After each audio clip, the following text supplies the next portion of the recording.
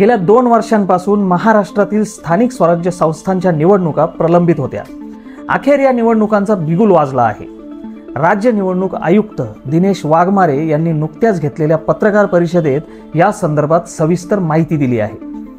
महाराष्ट्राच्या राजकारणाला कलाटणी देणाऱ्या या निर्णयाचे महत्त्व आणि संपूर्ण निवडणूक कार्यक्रम आज आपण सविस्तरपणे जाणून घेणार आहोत।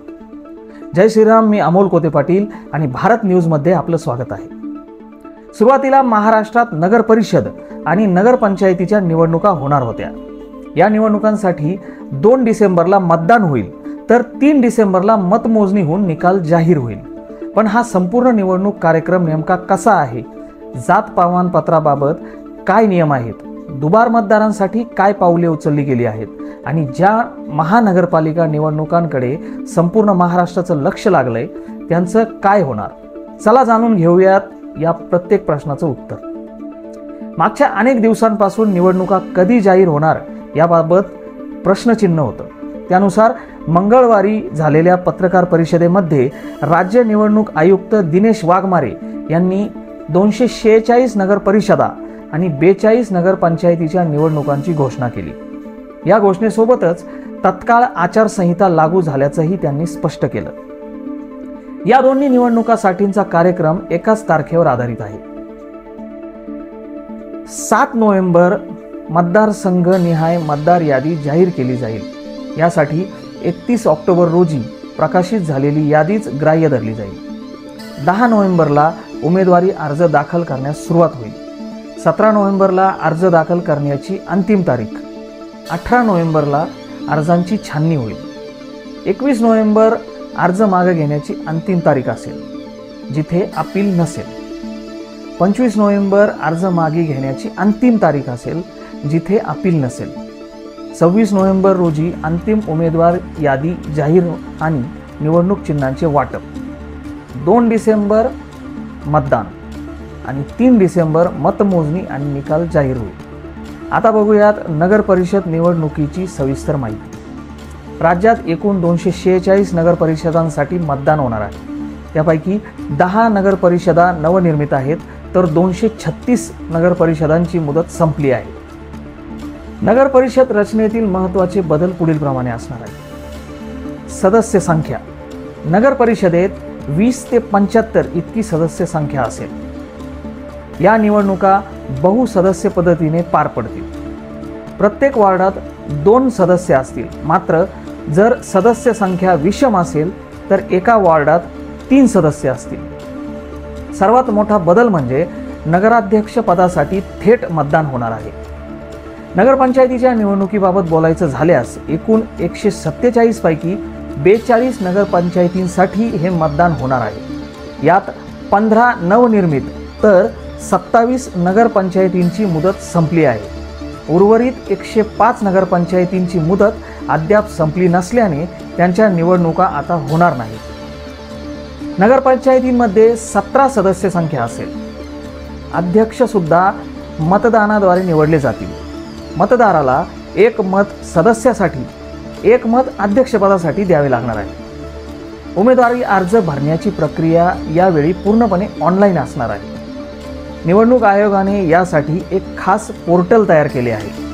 उमेदवारांना https://maha-sec-elec.in या अधिकृत वेबसाईटवर आपले अर्ज भरावे लागतील।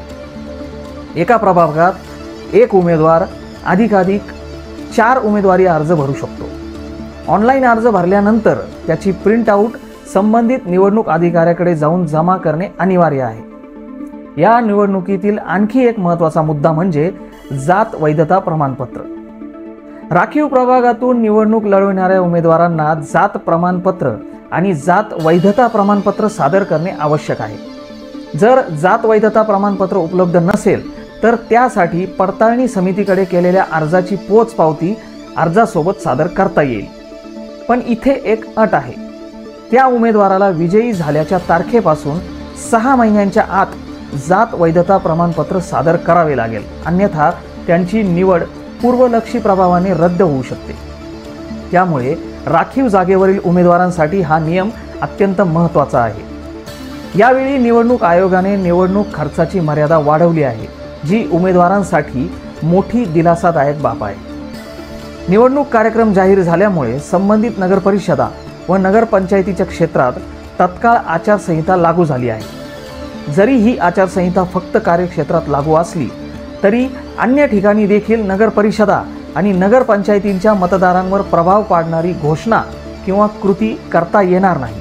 आचारसंहिता लागू झाल्यामुळे शासनाला या कार्यक्षेत्राशी संबंधित धोरणात्मक निर्णय घेता येणार नाहीत, हे स्पष्ट आहे। या संपूर्ण निवडणुकीतील सर्वात महत्त्वाचा आणि चर्चेचा मुद्दा आहे दुबार मतदारांचा। मागच्या काही महिन्यांपासून राज्यात हा प्रश्न चांगलाच गाजत आहे। विरोधी पक्षांनी याबाबत निवडणूक आयुक्तांची भेट घेतली होती आणि मुंबईत मोर्चाही काढला होता। त्यामुळे या प्रश्नावर निवडणूक आयोगाने कोणती पावले उचलली हे जाणून घेणे महत्त्वाचे आहे। निवडणूक आयोगाने दुबार मतदारांचा प्रश्न सोडविण्यासाठी एक स्पेशल टूल तयार केले आहे। या टूलच्या माध्यमातून निवडणूक आयोगाने मतदार याद्यांमध्ये दुबार मतदारांची नावं शोधून त्यांच्या नावापुढे 2 स्टार्स केले आहेत। या डबल स्टार असलेल्या मतदारांशी आयोगाचे अधिकारी संपर्क साधणार आहेत। त्या मतदाराला कोणत्या मतदान केंद्रावर मतदान करायचं आहे हे विचारलं जाईल। त्यानंतर विविध नमुन्यांमध्ये अर्ज भरून घेतला जाईल। मतदारांनी जाहीर केलेल्या ठिकाणीच त्यांना मतदान करता येईल। अशा पद्धतीने दुबार मतदार एकाच मतदान केंद्रावर मतदान करतील। पण जर या दुबार मतदारासोबत आयोगाचा संपर्क होऊ शकला नाही तर जिथे जिथे या मतदारांची नावं असतील त्या सगळ्या मतदान केंद्रांवर डबल स्टार मतदार अशी नोंद केली जाईल। त्यानंतर जर हा मतदार मतदान केंद्रावर मतदानासाठी आला तर त्याच्याकडून मी दुसऱ्या कोणत्याही मतदान केंद्रावर मतदान करणार नाही किंवा केलं नाही असं प्रतिज्ञापत्र घेतलं जाईल, असं निवडणूक आयुक्तांनी स्पष्ट केलं आहे। पण यामुळे खरंच दुबार मतदान रोखणं जाणार का? आधीच दुबार मतदार ओळखून त्यांना मतदान करण्यापासून रोखणं आयोगाला शक्य होईल का? हा प्रश्न मात्र कायम आहे। आणि आता वळूयात सर्वात मोठ्या प्रश्नाकडे, महानगरपालिका निवडणुका कधी होणार?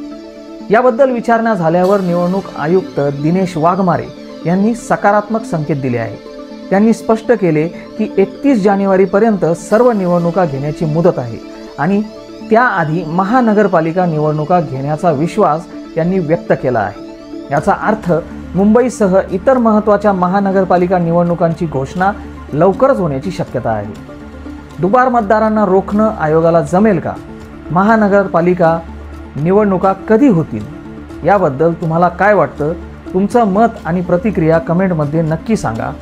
माहितीपूर्ण व्हिडिओज पाहण्यासाठी भारत न्यूजला सबस्क्राईब करायला विसरू नका। जय श्रीराम।